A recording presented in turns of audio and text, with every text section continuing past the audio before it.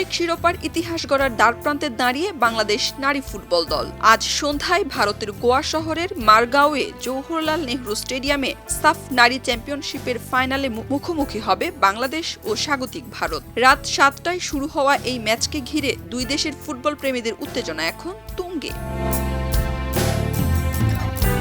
10 বছর পর সাফের ফাইনালে আবারও দেখা হচ্ছে দুই চিরপ্রতিদ্বন্দ্বী বাংলাদেশ ও ভারতের। একদিকে ভারত টুর্নামেন্টের সবচেয়ে সফল দল হিসেবে আবারও শিরোপা ফেরানোর লক্ষ্য নিয়ে নামবে, আর বাংলাদেশ খেলবে টানা তৃতীয়বারের মতো চ্যাম্পিয়ন হওয়ার জন্য।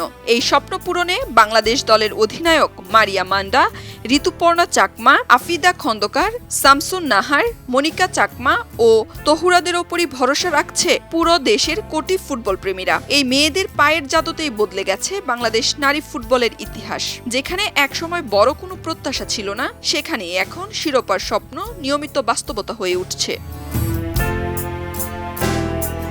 গত দুই সাফের ফাইনালে ঘরের মাঠে নেপালকে হারিয়ে টানা চ্যাম্পিয়ন হয়ে দেশে ফিরেছিল বাংলাদেশ নারী দল। সেই অর্জনের পেছনে ছিল দীর্ঘ পরিশ্রম, সংগ্রাম আর অবহেলা পেরিয়ে এগিয়ে চলার গল্প।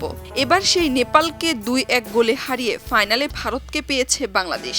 তবে এবার ফাইনাল জয়ের চ্যালেঞ্জ আরও কঠিন, কেননা গ্রুপ পর্বে ভারতের কাছে 3-0 ব্যবধানে হেরেছিল বাংলাদেশ। সেই হারের স্মৃতি নিয়েই আজ নতুন লড়াইয়ে নতুন পরিকল্পনা, নতুন আত্মবিশ্বাস আর শিরোপা ধরে রাখার অদম্য ইচ্ছা নিয়ে মাঠে নামবে বাংলার বাঘিনীরা।